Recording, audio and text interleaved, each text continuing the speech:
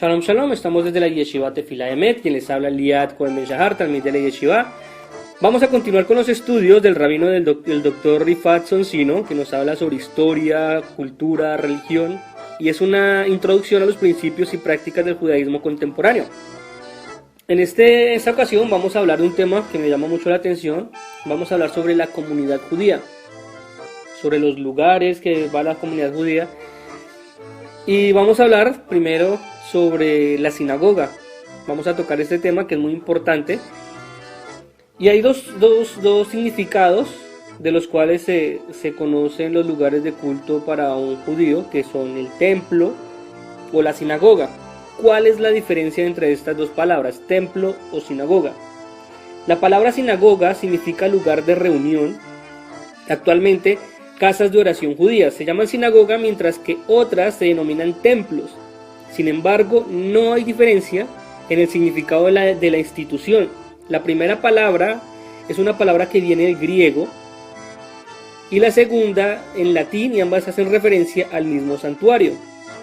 Durante los tiempos bíblicos, los israelitas acudían a los templos locales a adorar a Hashem, llevando sacrificios, y así, por ejemplo, el Caná, el padre de Samuel, el profeta y vidente, subía desde su ciudad anualmente a Silo para adorar y brindar ofrendas al Eterno de los ejércitos, según nos lo cuenta Primera de Samuel 1:3. Después de la reforma deuteronómica en el siglo VII, antes de la era común, cuando todos los templos locales fueron destruidos por el decreto del rey Josías, los israelitas llegaban desde otras partes del país como peregrinos a adorar a Dios únicamente en el gran santuario que se encontraba en Jerusalén. El templo era la institución religiosa central del país, y allí era donde los sacerdotes impartían sus enseñanzas, los levitas entonaban sus cánticos y los tribunales superiores dictaban sentencia. El templo era también el centro económico del país. La mayoría de las normas y reglamentos relacionados con el culto que aparecen en el libro de Levítico reflejan probablemente las prácticas del primer templo. Este modelo continuó durante siglos, incluso después del exilio, cuando los judíos construyeron el segundo templo en la ciudad de Jerusalén. La sinagoga se desarrolló durante la época helenística, aunque su origen es anterior. Algunos estudiosos tradicionalistas lo sitúan en el periodo del regreso del exilio de Babilonia, y es probable que algunos judíos empezaron a reunirse aún antes de la destrucción del segundo templo por muchas razones, pero también por motivos de culto y fuera de Jerusalén. La primera alusión a una sinagoga se hace en Egipto en el siglo III antes de la era común. Durante el primer siglo de la era común, la sinagoga ya era una institución totalmente establecida. Numerosos santuarios coexistían con el templo de Jerusalén. No quiere decir que después de la destrucción del templo se construyeron sinagogas con el afán de satisfacer la necesidad de estar en el templo. Quiere decir que durante este periodo, aún estando el templo en pie, existían sinagogas donde el pueblo judío se reunía a diferentes propósitos, como lo mencionamos antes, pero no fue después de la destrucción del templo que empezaron a surgir las sinagogas, estaban desde muchísimo antes. El historiador judío Josefo, del siglo I de la era común, conocía el papel central que la sinagoga jugaba en el estudio de la Torá durante el periodo del segundo templo. Las cosas cambiaron dramáticamente después del año 70 de la era común, cuando los romanos destruyeron el segundo templo. Después de aquella tragedia no existía ningún lugar específico para rendir culto a Dios mediante ofrendas. El altar y los sacerdotes desaparecieron, la mayoría de la población judía fue expulsada de la capital a la fuerza, y aunque sabemos que los judíos se reunían en algunos lugares, a menudo en Galilea, donde podían expresar lo que anhelaban sus corazones. La sinagoga se convirtió en el lugar de culto principal después del año 70 de la era común, asumiendo varias funciones que no se realizaban en el templo de Jerusalén. ¿Qué quiere decir esto? Que como existían las sinagogas cuando existía el segundo templo, o sea, coexistían, no era el lugar principal de adoración, pero al ser destruidos se convirtieron en lugar principal para poder realizar las prácticas religiosas que se llevan, menos los sacrificios, porque para eso hay unos mandamientos que ya están determinados según los 613 mandamientos del pueblo de Israel. Entonces dice que las funciones que se realizaban en el templo de Jerusalén, la sinagoga, era un Bet Tefilá, quiere decir que era una casa de oración, un Beit Knesset, una casa de reunión, o así como un Beit Midrash, una casa de estudio. Tal y como estos términos indican, era en este nuevo lugar de reunión donde los judíos se congregaban para ocuparse del estudio diario, para rezar 3 veces al día, que son los rezos que conocemos normalmente como Shaharim, Minja y Arbit, y el rezo pues también se hacía, pero ese se hacía ya en la casa, era Shema antes de dormir. Y como resultado de ello, aparecieron cientos de nuevos centros comunitarios para satisfacer las necesidades de las comunidades del país. En las ciudades importantes las sinagogas eran más grandes y lujosas, en otras partes eran de tamaño de una habitación en una casa moderna. Y en las últimas décadas las excavaciones arqueológicas llevadas a cabo en Israel han descubierto sinagogas en todo el país, y muchas en lugares como Baram, Cafarnaún, Jericó, Gamlá y Masada. Hablando de las tradiciones, la sinagoga no requiere una estructura especial, aunque históricamente hablando, entre los judíos sefardíes, el púlpito, que se conoce como una tevá entre los judíos sefardíes, el púlpito, que se conoce como una tevá, se sitúa normalmente en el centro y la congregación se sienta alrededor, mientras que entre los judíos ashkenazis, el púlpito se conoce como bimá y está en el extremo del edificio, normalmente delante del arca donde se encuentra la Torá, y la congregación se sienta mirando hacia la Torá. Según la tradición judía, en el mundo occidental la congregación reza mirando hacia el oriente, hacia Jerusalén, en recuerdo del Sancto Sanctorium que había en el antiguo templo. Siguiendo el segundo mandamiento del Decálogo, las sinagogas no contienen imágenes, pinturas o esculturas de seres humanos. Esto es así para evitar las distracciones, aunque los dibujos de ciertos animales o dibujos abstractos sí están permitidos. En el pasado, sin embargo, algunas sinagogas del primer periodo romano, como la de Dura Heropus del siglo III de la Era Común, contenía pinturas de seres humanos. La tradición judía requiere que la sinagoga sea tratada con reverencia. Así, por ejemplo, se debe conservar limpia, no puede usarse para refugiarse del calor o de la lluvia, ni como atajo de una calle, y a menos que sea por motivos religiosos, se prohíbe comer, beber o dormir en lugares de adoración.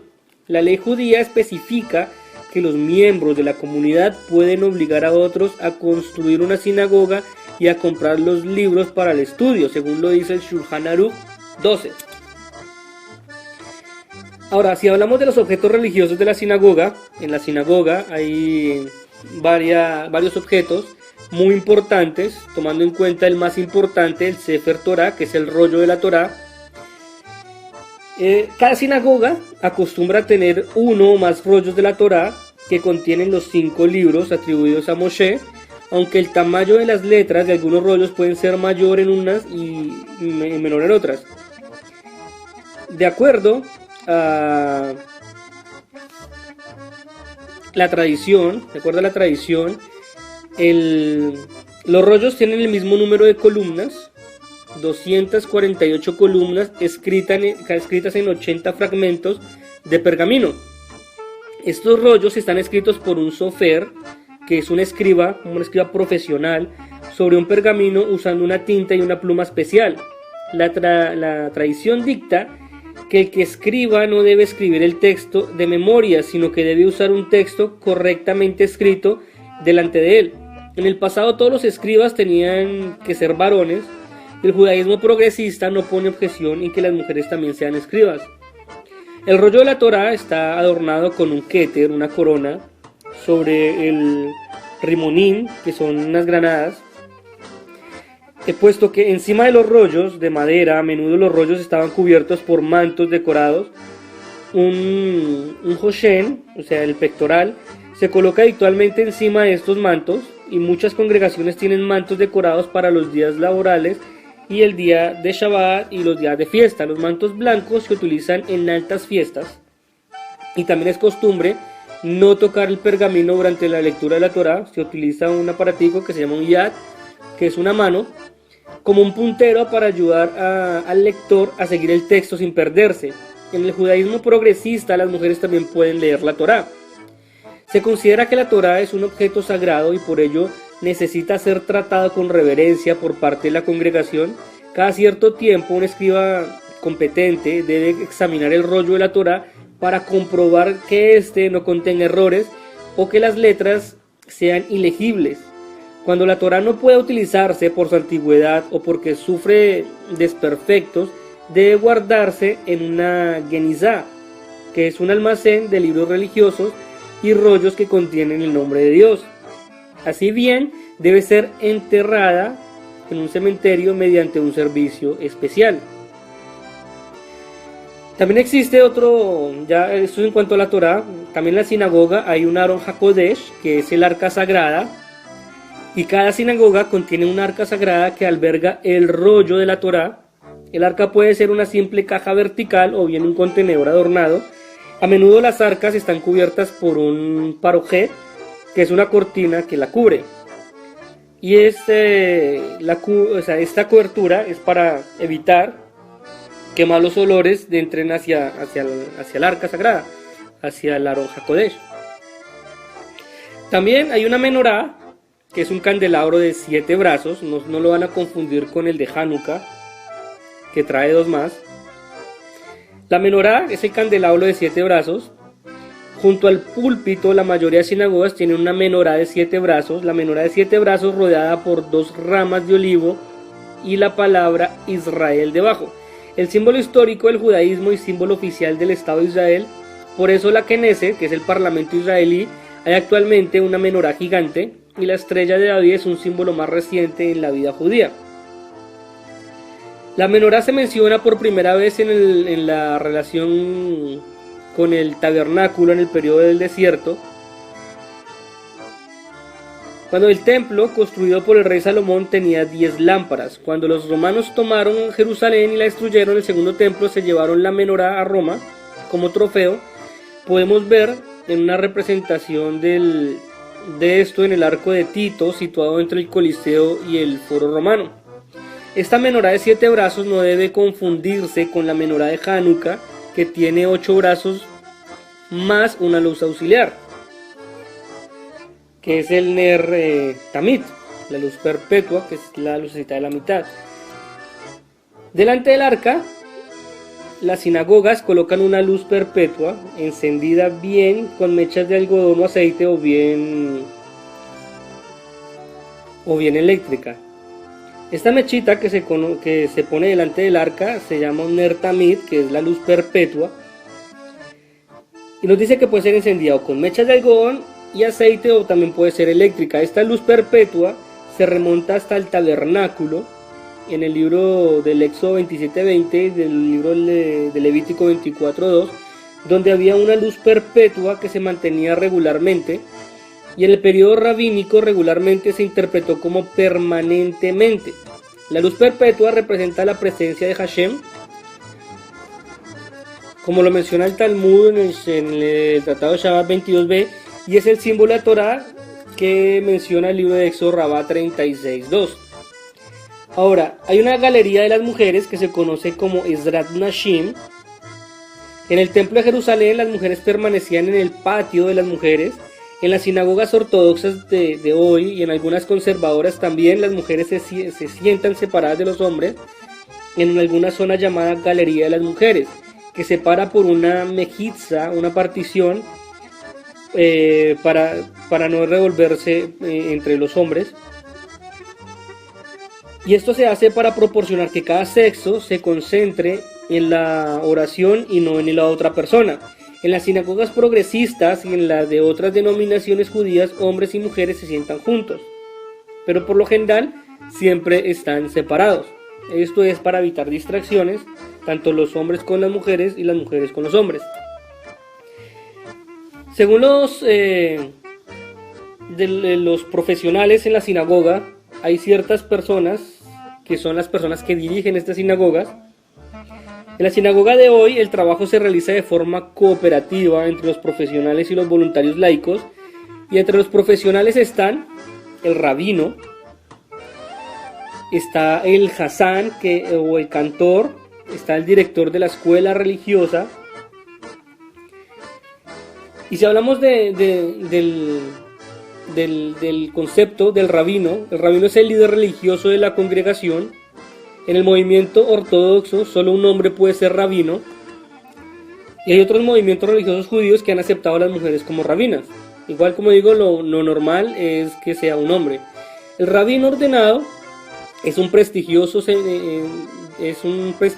seminario, se entrega de la filosofía general de la institución religiosa y preside los acontecimientos del ciclo de la vida y el culto de la congregación. La diferencia entre un rabino y una persona laica de la sinagoga estriba en el que el rabino ha sido formado profesionalmente en materias de costumbres y leyes judías, y sin embargo, religiosamente hablando, no hay nada que un rabino haga que no pueda hacer un laico. Inclusive dirigir las oraciones y los oficios de los acontecimientos del ciclo de la vida. En Estados Unidos, las leyes civiles requieren que solo el clero ordenado pueda celebrar las bodas. La relación entre un rabino y una congregación es puramente contractual. Si ambas partes están satisfechas, este contrato se renueva. En las grandes congregaciones, muchos rabinos comienzan su carrera como rabino auxiliar. Si permanecen en el puesto, son promocionados o promovidos a rabinos asociados, y finalmente se asumen el puesto de rabino principal. Esto es en cuanto al rabino. El Hazán o el cantor es para realzar la belleza del servicio. Con muchas congregaciones contratan a un cantor ordenado que está especializado en tradiciones musicales judías. Hay muchas escuelas de cantores en Estados Unidos y en los demás países, aunque algunos cantores que, a pesar de no haber sido formados en una de ellas, también pueden realizar las funciones. A excepción del movimiento ortodoxo, donde solo los hombres pueden cantar las partes musicales del servicio, así como el cantar de la Torá, otros movimientos contratan como cantores a hombres o mujeres. Algunas congregaciones no pueden permitirse contratar a un cantor profesional, contratan a un solista cantor que, aunque no esté ordenado por la escuela de cantores, puede desempeñar el mismo trabajo, y la relación entre el cantor y la congregación es contractual. Ahora, el director de la escuela religiosa es otra persona importante en la sinagoga, y en Estados Unidos muchas sinagogas tienen escuelas religiosas que funcionan por las tardes para niños de edades entre 6 y 16 años, donde estudian los fundamentos del judaísmo. El director de la escuela religiosa ha sido formado en una escuela judía especializada para desempeñar este cargo. Sin embargo, en algunos casos estos directores vienen del sistema educativo secular. En la inmensa mayoría de las escuelas religiosas, las clases están dirigidas por maestros profesionales que son remunerados por sus servicios. En cuanto a la administración de una sinagoga, el funcionamiento diario de la sinagoga recae normalmente en el administrador del templo y su equipo, que instruye secretarios y a menudo un contable. La comisión directiva, que el presidente y la comisión directiva, todos voluntarios laicos, son elegidos por miembros de la sinagoga. El comité colabora con el equipo profesional, normalmente un grupo más pequeño. Un comité ejecutivo compuesto por el presidente y unos pocos delegados se encargan de las funciones cotidianas de la sinagoga, junto con el rabino y el administrador del templo, y los voluntarios no reciben ningún salario por sus servicios, pues que son voluntarios. Esos voluntarios son para mejorar la vida comunitaria. Muchas congregaciones cuentan con voluntarios hombres y mujeres que se organizan en comisiones para promover programas como de educación familiar, educación para adultos, grupos juveniles, comité de solidaridad, club de jardinería y muchos otros más. Existen muchas organizaciones judías importantes, además de las sinagogas y los seminarios rabínicos. Muchos judíos de Estados Unidos y de otras partes del mundo pertenecen a organizaciones judías cuyo objetivo es ayudar al bienestar de los judíos y a menudo de los no judíos. Y existen numerosas organizaciones judías que se dedican a ayudar a todo el mundo. Y bueno, esto es en cuanto a la comunidad judía, lo que tiene que ver en cuanto hacia la sinagoga. hacia qué cosas componen una sinagoga. Esto es algo muy básico, simplemente estamos tocando los temas así por encimita, de qué constituye, quiénes conforman la sinagoga, los grupos que se forman. Y esto, bueno, como les repito, es un estudio del rabino del doctor Sifan Soncino, donde nos habla sobre historia, religión y cultura. Si quieren saber más, existen muchos textos, incluso en el internet, donde se puede profundizar más estos temas de qué objetos componen una sinagoga, quiénes son los líderes de una sinagoga, cómo funciona la sinagoga. Todos estos aspectos se pueden profundizar mucho. Esto es algo muy básico que nos ayuda como una introducción a lo que tiene que ver con la comunidad judía. Y bueno, espero este estudio les sea de bendición. Quienes habló Liat Cohen Ben Shahar, talmid de la Yeshiva Tefila Emet, y Shalom.